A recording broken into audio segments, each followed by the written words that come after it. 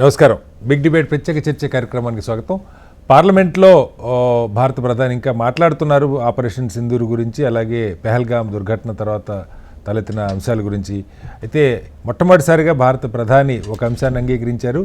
JD Vance America ఉపాధ్యక్షుడు భారత్ని పాక్ పేరుతో హెచ్చరించేటువంటి ప్రయత్నం చేశారు.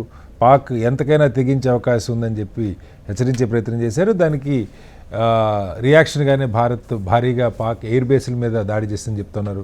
ఇప్పటికీ ప్రధాని మాట్లాడుతున్నప్పటికీ అనేక అంశాలు ఇంకా సమాజంలో చర్చలో ఉన్నాయి. ఒకటి, నిన్న కూడా అమెరికా అధ్యక్షుడు ట్రంప్ 29వసారి నేనే యుద్ధాన్ని ఆపాను అని మరోసారి వాణిజ్య అంశాలని చూపి యుద్ధాన్ని ఆపని చెప్పి నిన్న పార్లమెంట్లో చర్చ మొదలైన తర్వాత కూడా అమెరికా అధ్యక్షుడు క్లెయిమ్ చేసుకునే ప్రయత్నం చేస్తున్నాడు. దీని మీద భారత ప్రధాని ఎలాంటి వ్యాఖ్యలు చేయలేదు. దాంతోపాటుగా పెహల్గాంలో తీవ్రవాదులు అక్కడి దాకా ఎలా రాగలిగారు అన్నటువంటి ప్రశ్నకి సమాధానం రాలేదు. అలాగే యుద్ధంలో సిడిఎస్ అయితే ఏదైతే చెప్పారో మొట్టమొదటి చేసినటువంటి స్ట్రాటజిక్ మిస్టేక్స్ వల్ల కొంత నష్టం జరిగిందన్న వ్యాఖ్యలకు సంబంధించి కూడా ఎలాంటి సమాధానం రాలేదు. మొత్తంగా భారత సైన్యం అయితే అప్రతిహతంగా వాళ్ళ పాఠవాన్ని చూపింది. దాన్ని అన్ని పార్టీలు అంగీకరిస్తున్నాయి. అయితే కీలకమైనటువంటి ప్రశ్నలకు సమాధానం వస్తున్నారా అన్న దాని మీద ఇవాళ బిగ్ డిబేట్లో చర్చను చెప్పడం. చర్చలో మనతో పాటు కిషోర్ పూరెడ్డి గారు భారతీయ జనతా పార్టీ సీనియర్ నాయకులు స్టూడియోలో ఉన్నారు. అలాగే గఫూర్ గారు సిపిఎం పార్టీ సీనియర్ నాయకులు మనతో లైవ్లో జాయిన్ అవుతున్నారు. మరి కాసేపట్లో డాక్టర్ తులసిరెడ్డి గారు కాంగ్రెస్ పార్టీ నాయకులు కూడా మనతో జాయిన్ అవుతున్నారు. ముందుగా గఫూర్ గారు నమస్కారం. నమస్కారం. గఫూర్ గారు, మీరు చూస్తుంటారు నిన్న ఇవాళ ఈ అంశం మీద పార్లమెంట్లో చర్చ నడుస్తుంది.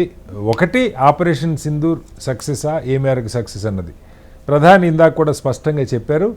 ఏదైతే మనం లక్ష్యం పెట్టుకున్నామో ఆ లక్ష్యాన్ని 100% మనం అచీవ్ చేయగలిగాం. టెర్రరిస్టు క్యాంప్స్ని ధ్వంసం చేయటం మన లక్ష్యం. అది అయిన తర్వాత పాక్ చర్యకి ప్రతిచర్యగా మాత్రమే మనం వాళ్ళ ఎయిర్ బేస్ని ధ్వంసం చేసాం. ఆ తర్వాత పాక్ డీజీఎంఓ కాళ్ళబేరానికి వచ్చారు. ఆ కారణంగా ఆపరేషన్ సింధూర్కి కామా పెట్టడం జరిగిందని చెప్పి ప్రధాని చెప్తున్నారు. సరే, రాజకీయ అంశాలు చాలా ఆయన మొత్తాన్ని తన వైపు తిప్పుకునే ప్రయత్నం సరే ఎలాగో చేస్తారు. 50 రంగుళాల ఛాతీని ఏదైతే బయట విమర్శనో వాటి గురించి ఆయన ఎలాగో మాట్లాడతారో అవన్నీ మనకు తెలిసిందే.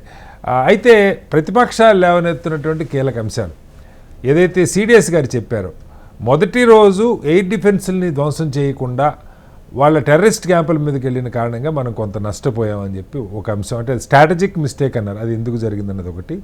కీలకమైన 2 అంశాలు, పెహల్గాంలో ఇంటెలిజెన్స్ వైఫల్యం, అంది వేల మంది టూరిస్టులు వస్తున్నప్పుడు అక్కడ ఎందుకు భద్రత లేదు ఒకటి, అలాగే టెర్రరిస్టులు అక్కడ దాకా ఎలా రాగలిగారు 2, మూడవది యుద్ధం ఎవరు ఆపారు అన్నది. ఇవాళ ప్రధాని మాట్లాడుతూ మొట్టమొదటిసారి జేడీ వాన్స్ మాట్లాడారన్న వ్యాఖ్యలు మనకు బయటకు వచ్చినాయి. కానీ ఏం చెప్పారో ప్రధాని ఇవాళ రివీల్ చేశారు. అలాగే 190 దేశాలు భారత్కి మద్దతు పలికినాయని ప్రధాని చెప్పారు. కానీ దానిలో చాలామంది విమర్శిస్తున్నది ఏంటంటే ఆ దేశాలన్నీ టెర్రరిజాన్ని ఖండించినాయి కానీ పాక్ని ఖండించలేదని కూడా మాట్లాడుతున్నారు. ఏంటి, ఎలా అర్థం చేసుకోవాలి? ప్రతిపక్షాలు రైజ్ చేస్తున్న క్వశ్చన్లకు ఆన్సర్లు వచ్చినట్టేనా? సార్, మీకు మిగతా పెద్దలకు నమస్కారం అండి. సార్, ఒకటి, ఆపరేషన్ సింధూరు ఆ లక్ష్యము ఏది పెట్టుకున్నారు ఏమిటి అనేది వాళ్ళు ఏదో చెప్తున్నారు. ఇప్పుడు లక్ష్యాన్ని మేము నెరవేర్చుకున్నాము అని. కానీ బీజేపీ వాళ్ళు, అట్లాగే బీజేపీ ఫాలోయర్స్ గా ఉండేటువంటి వాళ్ళ ఫ్రంటల్ ఆర్గనైజేషన్స్ విహెచ్పి కానీ వాళ్ళు కానీ వీళ్ళు కానీ చెప్పింది ఒక హైప్ క్రియేట్ చేసింది ఏమంటే పిఓకు ఆక్రమించుకునే వరకు పోతాం మేము అనేటువంటి పద్ధతి ఆ రకంగా చెప్పారు. కాబట్టి లక్ష్యం ఏమిటి, ప్రైమ్ మినిస్టర్ గారి మెదడులో ఏముంది అంటే హైప్ కాదు గఫూర్ గారు. హైప్ ఇప్పుడు ఎప్పటి నుంచో బీజేపీ ఆ డిమాండ్ చేస్తూ ఉంది. కాంగ్రెస్ వల్ల కాలేదు, మేమైతే ఎప్పుడో పీఓకొని కొట్టేస్తామని. ఒక భయంకరమైన దుర్ఘటన జరిగింది. దీని తర్వాత కేవలం ఆర్ఎస్ఎస్ బీజేపీ సమాజం మొత్తం అదే ఆశించింది వాస్తవంగా. అదే నేను చెప్పేది ఏమిటంటే మా లక్ష్యం నెరవేర్చుకున్నాం, లక్ష్యం నెరవేరింది అంటున్నారు. లక్ష్యం ఏమిటి అనేది ప్రశ్న. ఇప్పుడు ఈ లక్ష్యము ఇంతవరకే మేము అనుకున్నాము అనేది కాదు కదా. వాళ్ళు చాలా పెద్ద లక్ష్యంతో మేము పోతున్నాము సార్. ఇప్పుడు మా పార్టీతో సహా, అంటే సిపిఎం పార్టీ, సిపిఐ పార్టీ, వామపక్షాలు లేదా కాంగ్రెస్ అందరూ ప్రధానమంత్రి గారు పిలిస్తే, అంటే ప్రధానమంత్రి రాలేదు కానీ రాజ్నాథ్ సింగ్ గారు అడ్రస్ చేశారు, మేమందరం మద్దతు ఇచ్చాం సార్. సెంట్రల్ గవర్నమెంట్ కు మీరు ఏ చర్య తీసుకున్నా we will be with you. ఏమిటి, దేశం ప్రధానం, దేశం యొక్క రక్షణ భద్రత మన ప్రజల్ని మన దేశంలోకి దూరి మన ప్రజల్ని చంపేటువంటి వైఖరి ఏ దేశం తీసుకున్నా అవును. గుణపాఠం నేర్పాల్సింది అనేది అందరూ అభిప్రాయపడ్డారు. ఓకే. అయితే ఇప్పుడు మధ్యలో అంటే బాగా పీక్ స్టేజ్ పోయినాం మనం. ఇక కరాచీ మీద బాంబులు వేసినాం, లాహోర్ పనికి రాకుండా అయిపోయింది, ఇవన్నీ చెప్పినారు కదా సార్. అవును, బహవల్పూర్, సడన్ గా మురాడ్ ఆగిపోయింది. అని. ఎందుకు ఆగిపోయింది? ఇస్లామాబాద్ కూడా వదిలిపెడుతున్నారు ప్రజలు అనే పద్ధతిలో ఇక్కడ ప్రచారం జరిగింది కదా, ఎందుకు ఆగిపోయింది? మనం మన గవర్నమెంట్ నిర్ణయం తీసుకొని, మన గవర్నమెంట్ పాక్ గవర్నమెంట్ మాట్లాడుకొని ఒకవేళ ఒప్పందం చేసుకుని విరమిస్తే సరే ఏ మోతాదులైనా మనం అంగీకరించాలి. ఎందుకంటే ప్రపంచంలో రెండు దేశాల మధ్య యుద్ధం అనేటువంటిది కంటిన్యూ కావడం ఎవరికి మంచిది కాదు. ఆ రకంగా మేమయ్యా ఉండేటువంటి పరిస్థితిలో దీనికి అంగీకరించామని చెప్పిండొచ్చు. ఆయన ట్రంప్ ఎక్కడో కూర్చొని ఆయన అనౌన్స్ చేసినాడు, యుద్ధం ముగియబోతుంది, ఇండియా పాకిస్తాన్ మధ్య యుద్ధం ఆపేస్తాను నేను అని. నిన్న కూడా క్లెయిమ్ చేసుకుంటున్నా. బాధాకరమైన ఏదో భారత్ మీద ఖర్చు కట్టినట్టుంది గఫూర్ గారు. ఆయన నిన్న మన పార్లమెంట్లో చర్చ మొదలైన తర్వాత కూడా ఆయన మళ్ళీ ఈ అమెరికా రాజకీయాల కంటే మన రాజకీయాలు ఎక్కువ ఫాలో అవుతున్నట్టు. ఆయన కాంబోడియా, థాయిలాండ్ మధ్య మాట్లాడుతూ నేను ఇండియా పాకిస్తాన్ లాగా ఎట్లయితే ఆపినానో ఇప్పుడు కూడా ఆపినానో అని చెప్తున్నాను. అవును అవును అవును. అంటే అది మనకు ప్రభుత్వం పారదర్శకంగా ఉండి ట్రంప్ కూడా మాట్లాడినాడు. అయితే అనౌన్స్ చేయడంలో కొంచెం డిలే అయింది, ఈలోగా ట్రంప్ అనౌన్స్ చేసినాడని చెప్తేనా కనీసం ఫేస్ సేవింగ్ ఉంటది. అట్లా కాకుండా లేదు లేదు ఏం సంబంధం లేదు ఏం చెప్పలేదు, అవాస్తవం కదా సార్. ఒక పెద్ద దేశం ప్రపంచంలో, ఆ దేశం అధ్యక్షుడిగా నేను వ్యాపార ఒప్పందాలను చూపి బెదిరించినాను నేను కూడా చెప్పాడు, నిన్న కూడా చెప్పాడు. సుంకాలు పెంచుతా అంటున్నాడు ఇప్పటికి. కాబట్టి మా పాయింట్ ఏంటంటే ఆ రకంగా రెండు దేశాలు తగాదా పడుతున్నప్పుడు మన దేశం ఏం చెప్తుంది, పాకిస్తాన్ కశ్మీర్ విషయంలో మిడిల్ మెన్ జోక్యం మేము అంగీకరించామని చెప్తుంది. కరెక్ట్ స్టాండ్ అది. అట్లాగే మన దేశం యొక్క అంతర్గత భద్రతకు సంబంధించి అమెరికా ఎవరు సార్? కాబట్టి ఇది ప్రధానమైనటువంటి అబ్జెక్షన్. ఆ తర్వాత నిన్న ఈరోజు చర్చల్లో ప్రముఖంగా వచ్చిందండి. ఇప్పుడు సార్ కశ్మీర్ యొక్క రాష్ట్ర హోదా తీసేసినాం మనం. కశ్మీర్ దాదాపు సెంట్రల్ గవర్నమెంటే పరిపాలన చేస్తుంది. చిన్న చిన్న విషయాలు రాష్ట్రానికి ఉండొచ్చు.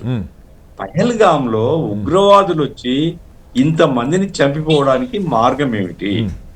ఎందుకు భద్రతా వైఫల్యం ఉంది? ఎందుకు పోలీసుల్ని లేదా సైన్యాన్ని పెట్టలేదు? సమాధానం చెప్పాలి కదా సార్. చనిపోయినటువంటి మన దేశ పౌరులు ఎందుకు చనిపోయినారు అని బాధ్యరహితంగా ఉండలేం కదా మనం. మన ఫెయిల్యూర్ ఏమిటి? కనీసం మనం భవిష్యత్తుకైనా మనం నేర్చుకోవాలి కదా సార్. కాబట్టి భద్రతా వైఫల్యం ఎవరిది, ఎవరు బాధ్యులు? ఆ తర్వాత ముఖ్యమైనది, మరింత ముఖ్యమైనది సార్, నిన్న పార్లమెంట్ లో చర్చ జరుగుతుంటే నిన్న మేము ఉగ్రవాదుల్ని ఎవరైతే కారకులో అని చెప్పేసినాము. మరి ఇంతకాలం ఆడిపోయినారు సార్ వాళ్ళు, ఇప్పుడే దొరికినారా? ఇద్దరు దొరకలేదా? అంటే ఏదో ప్రజల్ని మభ్యపెట్టి ఎందుకు సార్ మేబీ అది యాక్సిడెంట్లు అయి ఉండొచ్చులేండి.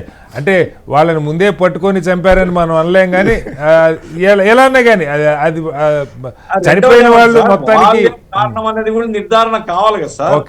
అందుకోసం ఇది ఒకటి, అంటే ప్రజల యొక్క దృష్టిని మళ్లించడానికి ప్రయత్నాలు చేస్తున్నాం. లాస్ట్ లో ఏంటంటే సార్, ఇప్పుడు నిజమే మొదట చేసిన పొరపాటు టెక్నికల్ మిస్టేక్ వల్ల కావచ్చు, ఇంకోటి కావచ్చు. ఏ రహస్యం సార్, యుద్ధం జరిగేటప్పుడు పోతాయి, వాళ్ళు కూడా పోవచ్చు, తప్పేముంది దాంట్లో. అయ్యా మన విమానాలు 1-2 కూలిపోయినాయి లేదా 3 కూలిపోయినాయి చెప్పుకోవడానికి ఏం సార్, మన ప్రజలకు, మన పార్లమెంటుకు దీంట్లో రహస్యం ఉంది. కాబట్టి మొత్తంగా చూసినప్పుడు మోడీ ప్రభుత్వం పారదర్శకంగా లేదు. వినియోగించడానికి పహల్గామ్ కు మోడీ పోలేదు, కానీ బీహార్ ఎన్నికల ఉపన్యాసాన్ని మోడిపోయినాడు.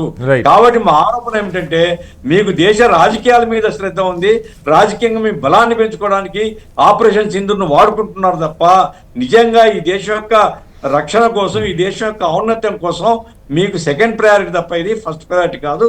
ఫస్ట్ ప్రయారిటీ మీ అధికారం అనేది మా అలిగేషన్. Okay, right sir. మళ్ళీ వస్తాను మీ దగ్గరికి. మనతో డాక్టర్ తులసిరెడ్డి గారు కూడా జాయిన్ అయ్యారు. తులసిరెడ్డి గారు నమస్తే. హలో తులసిరెడ్డి గారు. తులసిరెడ్డి గారు మ్యూట్లో ఉన్నారు, ఒకసారి అన్మ్యూట్ చేయండి.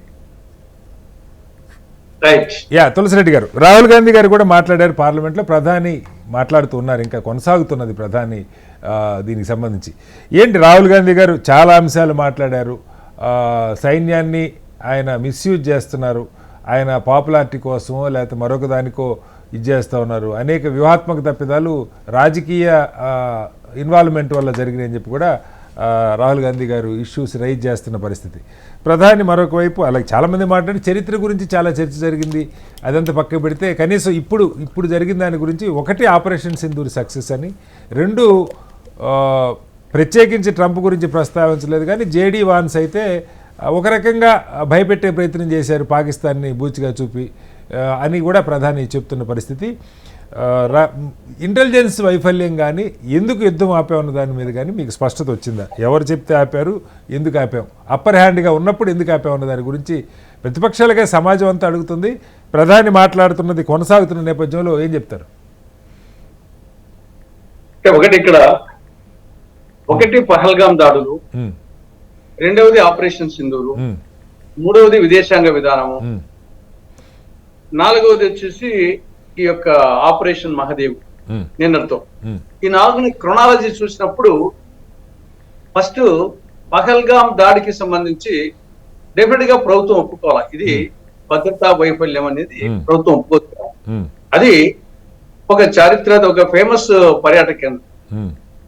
అటువంటి చోట కనీసం ఒక హోంగార్డ్ గాని, ఒక పోలీస్ కానిస్టేబుల్ గాని ఉన్నా గానీ ఆ యొక్క 26 మందిని చంపడం జరిగిండేది కాదు. ఎందుకంటే అక్కడ ఏదో సడన్ గా చేసింది కాదు, తీరిగ్గా ఒకరిని పోయి ఒకరిని వాళ్ళని వివరాలు అడిగి, వాళ్ళని మతం అడిగి, ఆ విధంగా వచ్చేసి చాలా తీరిగ్గా ఆ 26 మందిని చంపిన నేపథ్యంలో అక్కడ ఒక కానిస్టేబుల్ గాని, ఒక హోంగార్డ్ గాని ఉండి ఉంటే గన ఆ యొక్క ఉగ్రవాద దాడి జరిగిండేది కాదనేది ఖచ్చితంగా దానికి భద్రతా వైఫల్యం అనేది తీసుకురావాలి. ఇది కేంద్ర ప్రభుత్వము, కేంద్ర పాలిత ప్రాంతం కాబట్టి డెఫినెట్ గా దీనికి కేంద్రం ఒప్పుకోవాలా. అది నంబర్ 1. రెండవది, ఇది జరిగింది అంటే నా ప్రశ్న ఏంటంటే తులసిరెడ్డి గారు, ఇప్పుడు పార్లమెంట్లో హోమ్ మినిస్టర్ మాట్లాడారు, డిఫెన్స్ మినిస్టర్ మాట్లాడారు, ప్రధాని మాట్లాడారు. అసలు ఇప్పుడు దాకా ఈ బహుశా ప్రధాని గారు మాట్లాడిన తర్వాత ఇంకా చర్చ దాదాపు ముగిసినట్టే.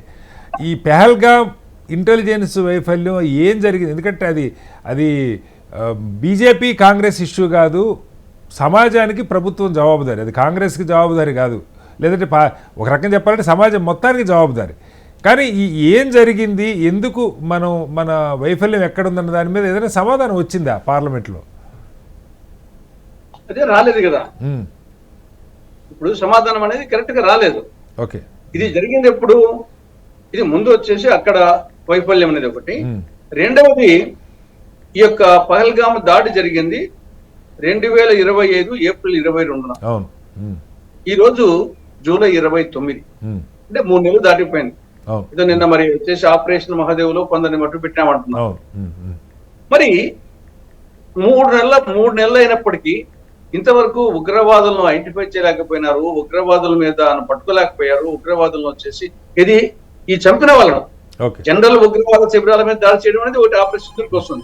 కానీ ఈ పర్టికులర్ ఉగ్రవాదుల మీద ఎవరైతే 26 మందిని చంపారో ఇక్కడికి వచ్చేసి వాళ్ళను ఐడెంటిఫై చేయడం కానీ, వాళ్ళను పట్టుకోవడం కానీ, వాళ్ళను హతమార్చడం కానీ జరగలేదు. మరి నిన్న ఏం జరిగిందంటే, అంటే 3 నెలల పైన ఇది డెఫినెట్ గా వచ్చేసి మనము ఆడ మన డ్రోన్లు ఏమైనాయి, మన యొక్క ఇంటెలిజెన్స్ భాగం ఏమైంది కాబట్టి అక్కడ ఖచ్చితంగా పేజీల కిందనే లెక్క వస్తుంది. ఇక ఇది పహల్గాం సంబంధించి. మూడవది వచ్చేసి సరే ఆపరేషన్ సింధూర్ వరకు సరే మనం పాక్ ఆక్యుపైడ్ కాశ్మీర్ లో ఉండే లక్ష్యాల మీద 9 లక్ష్యాల మీద ఖచ్చితంగా దాడి చేశాము. దాన్ని ఓకే కొంతవరకు వచ్చేసి దాన్ని మొత్తం అందరము రాహుల్ గాంధీ గారు కానీ, కాంగ్రెస్ పార్టీ, దేశమంతా, కాశ్మీర్ దేశ ప్రజలందరూ కూడా ఆపరేషన్ సింధూర్ను చర్య తీసుకోమని చెప్పారు. దాన్ని ఎవరు ఆపరేషన్ సింధూర్ తప్పులు పట్టడం లే. కానీ అక్కడ సరే సడన్ గా దీంట్లో ట్రంప్ ఎంటర్ అయినారు. అరే యుద్ధం ఎవరు స్టాప్ చేసినా మంచిదే, యుద్ధం వచ్చేసి ఎవరికి మంచిది కాదు. ఏ దేశానికైనా గెలిచిన దేశం, ఓడిన దేశము రెండింటికి నష్టం జరుగుతూ ఉంటుంది. కానీ ఇక్కడ ట్రంప్ వచ్చేసి నేను వాణిజ్య కారణాలు చూపి నేను వచ్చేసి ఇద్దరిని యుద్ధం విరమింపజేశాను అని ఆయన ఆ వాణిజ్య కారణాలు చూపాడు. ఏమిటి ఆ వాణిజ్య కారణాలు అనేది అది దేశ ప్రజలకు చెప్పాల్సిన అవసరం ఉంది. అక్కడ వచ్చేసి ఈయనేమో లేదు అంటున్నారు, ఆయనేమో 26 సార్లు నా వల్లనే ఆఫ్ అయింది అని చెప్పేసి ఆయన చెప్తున్నాడు. కాబట్టి ఇది ఒక యుద్ధం ఆఫ్ చేసిన దాని గురించి ప్రశ్నించడం లే, కానీ యుద్ధానికి చెప్పిన కారణం, ఆఫ్ చేసడానికి చెప్పిన కారణాలు అది వాణిజ్య కారణాలు. అది కొంత ఏమి కారణాలు అనేది అదొకటి క్లారిటీ రావాల్సిన అవసరం ఉంది. మూడవది విదేశాంగ విధానం ఫెయిల్యూరు. సరే మన వాళ్ళను ప్రపంచ చైనా దేశాలకు పాక్ పంపించారు. దోస్తానా కీలకంగా మాట్లాడుతున్నది. ఎస్. ఇక్కడ ఒకటి ఉగ్రవాదులను వాళ్ళ ఉగ్రవాద శిబిరాల మీద దాడి చేసినామని చెప్తున్నారు. కొంత చనిపోయింది వాస్తవమే అనుకున్నాం. కానీ ఆ ఉగ్రవాదులకు వచ్చేసి అధికార లాంఛనాలతో పాకిస్తాన్ ప్రభుత్వం వచ్చేసి వారికి అంత్యక్రియలు జరిపింది. అవును. రెండవది వచ్చేసి ఒక్కొక్కరికి ₹1,00,00,000 చొప్పున సహాయం చేసింది. అది వచ్చేసి జైషే మహమ్మద్ లీడర్కు అజర్కు మొత్తం 14 కోట్లు ఇచ్చే విధంగా ఏదో పేపర్లు రావడం జరిగింది. నాలుగవది వచ్చేసి ఒక దిక్కు ఇది జరుగుతా ఉంటే IMF మనం ఏమంటున్నాము, IMF ఇచ్చే రుణం గాని గ్రాంట్ గాని ఇదంతా ఉగ్రవాదాలకు ఉపయోగిస్తారు ఇవ్వద్దంటే, కానీ IMF వచ్చేసి 2 విడతలుగా ఇవ్వడం జరిగింది. అదే UNOలో వచ్చేసి ఉగ్రవాద నిర్మూలనకు ఏర్పడిన కమిటీకి వచ్చేసి పాకిస్తాన్ వైస్ చైర్మన్ గా, అంటే ఇవన్నీ ఐక్యరాజ్య సమితిలో గాని IMF విధానంలో గాని మనము ఉగ్రవాదులు మనకు తోక ముడిచారని చెప్పేసి ఒకవైపు చెప్పుకుంటున్నాం, తోక ముడిచారు అనుకున్నాం. మరి అదర్ సైడ్ ఏమి ఉగ్రవాదులకు అధికార లాంఛనాలతో అంత్యక్రియలు జరపడం ఏంటి? వాళ్ళకి వచ్చేసి ఒక్కొక్కరికి ₹1,00,00,000 ఆసిఫ్ మునీర్ కి ట్రంప్ విందు ఆఫర్ చేసి కాబట్టి ఇవి చూసినప్పుడు మనకేదో ప్రపంచ దేశాలు మనకు ఎక్కువ దేశాల మద్దతు ఇచ్చే అంటున్నారు కానీ న్యూట్రల్ గా ఉన్నాయి. కానీ 3 దేశాలు టర్కీ గాని అజర్బైజాన్ గాని ఇంకోటి ఏదో ఉజ్బెకిస్తాన్ ఏదో వాళ్ళు ఓపెన్ గా వచ్చేసి పాకిస్తాన్ సపోర్ట్ చేశాయి. మనకు ఓపెన్ గా సపోర్ట్ చేసిన దేశాలు ఏదీ లేదు. కేవలం వచ్చేసి సరే మనము చెప్తే ఓకే అంతవరకే అన్నారు తప్ప వచ్చేసి న్యూట్రల్ గా ఉన్న దేశాలు ఉన్నాయి. కానీ పాకిస్తాన్ కు 3 గానీ పూర్తి మద్దతు ఇచ్చి ఆయుధాలు ఇచ్చి చేశాయి.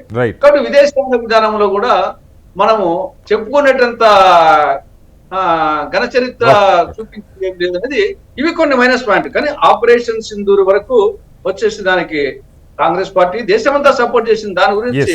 కానీ దాన్ని బీజేపీ వచ్చేసి ఏదో వాళ్ళ పార్టీ యొక్క దేశ ప్రజల యొక్క సమిష్టి విజయంగా కాకుండా అది వాళ్ళ విజయంతో చెప్పుకోవడము, విజయోత్సవాలు జరుపుకోవడము, దీంతో నేచురల్ గా ప్రతిపక్షాలు ఆ ఫెయిల్యూర్స్ దాని కూడా అడుగుతాయి కదా. మీరు వన్ సైడ్ పోయేటప్పుడు ఈ పహల్గామ్ దాడి ఎందుకు జరిగింది, విదేశాంగ విధానము ఇవన్నీ అడుగుతారు కదా, అవి అడుగుతున్నారు ఇప్పుడు పార్లమెంట్ లో. రైట్ సార్, మళ్ళీ వస్తాను మీ దగ్గరికి తులసిరెడ్డి గారు. కిషోర్ గారు, చర్చ ఆల్మోస్ట్ పార్లమెంట్లో తుది దశకు చేరింది అనుకుంటున్నా. క్లైమాక్స్ ప్రధాని గారు మాట్లాడితే ఇంకా అంతకంటే ఇంకేముంటుంది మనకి. కానీ ఈ 3 నెలల నుంచి వస్తున్నటువంటి అంశాలు, మొట్టమొదటి అంశానికి కూడా సమాధానం పార్లమెంట్లో వచ్చిందో లేదో మీరు చెప్పాలి.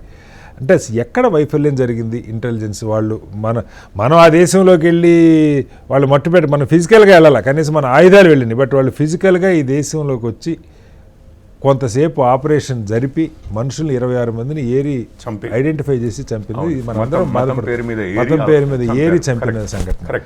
అసలు అక్కడ ఎందుకు సెక్యూరిటీ లేకపోయింది, ఏం జరిగింది? కేంద్రపాలిత ప్రాంతం, దానిలో మనకి రెండో ఇదే లేదు. దీని మీద పార్లమెంట్లో కూడా ఇవాళ స్పష్టత వచ్చినట్టు నాకైతే కనపడలేదు. First point. రెండవది, బయట నుంచి వచ్చిన వారు. ఓకే, మొదటిది. రెండవది, ప్రధాని కూడా నిన్న విదేశాంగ మంత్రి మాట్లాడినా ఎవరు మాట్లాడినా ట్రంప్ మోడీ గారు ఫోన్లో మాట్లాడుకున్నారని ఎవరు అంటలేదు సార్. బట్ ట్రంప్ రిపీటెడ్ గా క్లెయిమ్ చేసుకుంటుంది. మనం కూడా 10 సార్లు మాట్లాడాం. నిన్న కూడా కాదు, నేనేమన్నానంటే మీ ఇంటి పక్కన ట్రంప్ ని మీరు ఒకటి అంటే నేనేం చేయలేను కానీ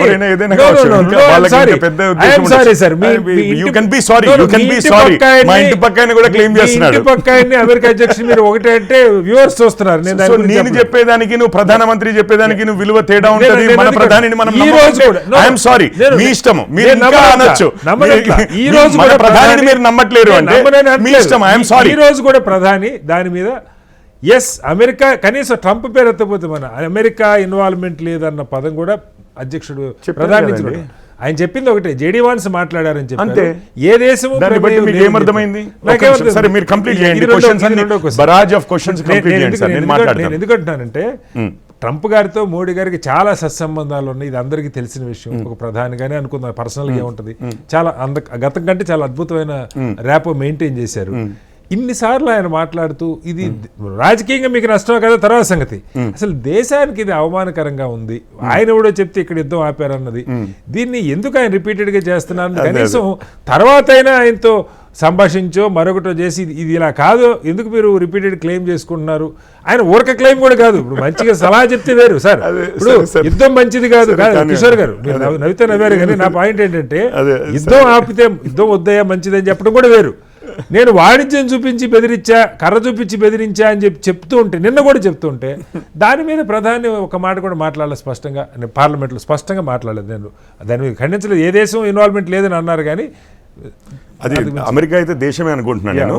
ఇంకా అది వేరేదైతే తర్వాత చూసుకుందాం. అదేదైనా మున్సిపాలిటీ కార్పొరేషన్ అయితే, పంచాయతీ అయితే వేరే. ముందుగా శ్రీనివాస్ గారు మీకు, అట్లాగే గఫూర్ గారికి, మన తులసిరెడ్డి గారికి, మన హెచ్ఎంటీవీ ప్రేక్షకులందరికీ నమస్కారం అండి. ఇప్పుడు మీరు అడిగిన ప్రశ్నలు, బయట నుంచి ఎలా రాగలిగారు? మీకు మ్యాన్మార్ నుంచి రోహింగ్యాలు, బంగ్లాదేశ్ నుంచి ఇల్లీగల్ మైగ్రెంట్స్, పాకిస్తాన్ నుంచి వీసాలు ఎక్స్పైర్ అయిన వాళ్ళు, డైరెక్ట్గా బార్డర్లు క్రాస్ చేసిన వాళ్ళు, వీళ్ళందరూ కలిపి కొన్ని 10 లక్షల కోట్లలోనో మన భారతదేశంలో ఉన్నారు. ఎలా రాగలిగారు అనేది మీకు అర్థమైపోయింది. అంటే కొత్తగా ఒక్క నిమిషం అండి. ఈ రోజుకి కూడా వస్తున్నారు, ఈ రోజుకి కూడా మనము ప్రయత్నం చేస్తూనే ఉన్నాము తగ్గించడానికి. ఉన్నవారిని వెతికి ఐడెంటిఫై చేసి బయటికి పంపించడానికి కూడా ప్రయత్నం చేస్తున్నాము. ఆపరేషన్ సింధూర్ సమయంలో కూడా పాకిస్తాన్ వీసాలు ఎక్స్పైర్ అయ్యి ఇక్కడే ఉన్న వాళ్ళని, అక్కడ పెళ్ళిళ్ళు చేసుకొని ఇక్కడ ఉంటున్న వాళ్ళని, ఇవన్నీ ఉన్నాయి చూసారా, వాళ్ళ పిల్లలు, ఇదంతా కూడా, ఇవన్నిటి మీద యాక్షన్ తీసుకుంటే కూడా యూజువల్ సస్పెక్ట్స్ సుప్రీంకోర్టు దాకా పరిగెడతారు. టెర్రరిస్టులకి ఉరిదీస్తున్నామంటే రెండింటికి లేచి తలుపులు కొట్టించి సుప్రీంకోర్టుని ఎవరైతే ఓపెన్ చేస్తారో, ఒక్క నిమిషం, న్యాయ వ్యవస్థ అదంతా అనకండి సార్. మన సెక్యూరిటీ, ఇప్పుడు బంగ్లాదేశీలు ఇంతమంది ఉన్నారు, పాకిస్తానీస్ ఇంతమంది ఉన్నారు, రోహింగ్యాలు ఇంతమంది ఉన్నారు అని అంటే, అందులో మరి ఈ ముగ్గురు ఉండడం ఏమన్నా పెద్ద తప్ప, పెద్ద వింతన కాదు? చెప్పండి. చిదంబరం గారు ఇదే ప్రశ్న అడిగితే, లోపల ఉన్న వాళ్లే చేశారా, పాకిస్తాన్ నుంచి వచ్చారని ఈ క్వశ్చన్ అసలు ఫస్ట్ ఆఫ్ ఆల్ ఒక్క నిమిషం అండి. మీరు అన్నారు లోపలే ఉన్నవారు, చిదంబరం గారు విదేశీయులని మీకు ఎట్లా తెలుసు అని అంటారు. ఫస్ట్ క్వశ్చన్ అడగడమే చూడండి. పాకిస్తాన్ వాళ్ళ మీద ఈగ వాలినా మేము ఊకోము. వాళ్ళ యాటిట్యూడ్ అంతా కూడా పాకిస్తాన్ మీద ఈగ వాలితే మేము ఊకోం. అసలు ఫస్ట్ వీళ్ళు పాకిస్తానీ వాళ్ళే, కాకపోతే మన ఇండియన్సే అని అంటున్నారా, కాశ్మీరీలు అని అంటున్నారు, వాళ్ళనే చెప్పండి. మాకు తెలుసయ్యా, మేము ఎన్నోసార్లు దశాబ్దాల పాటు మన హిందువులని అక్కడి నుంచి మొత్తం ఊచకోతలు కోసి బయటికి పంపించి, ఇదంతా మాకు తెలిసిన ప్రభుత్వం.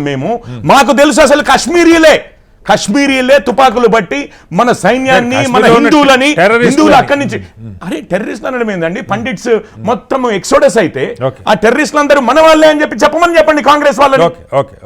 కాంగ్రెస్ వాళ్ళని చెప్పమనండి సార్. మన దేశం అది కాదు, మన వాళ్ళే టెర్రరిస్టులు అని చెప్పి తీసుకోమ. ఇటు పాకిస్తాన్ వారు కాదంటారు, మన వాళ్ళు కాదంటారు.